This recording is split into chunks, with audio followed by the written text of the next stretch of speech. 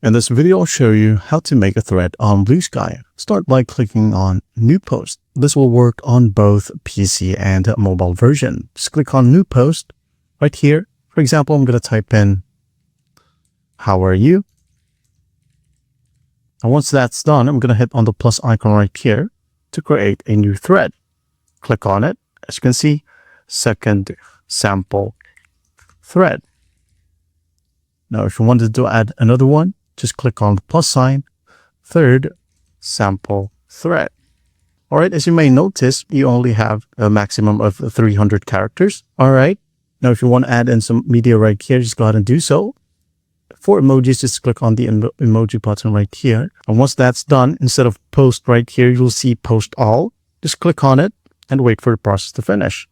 And once that's done, go ahead over to your profile to check. When we click on the first thread right here to view it, you'll be able to see the tied threads as well as the comments. All right. When we click on second sample thread right here, we'll see the third sample thread. And that's basically how you make a thread on Bluesky. Well, I hope this video helps, and I'll see you in the next one.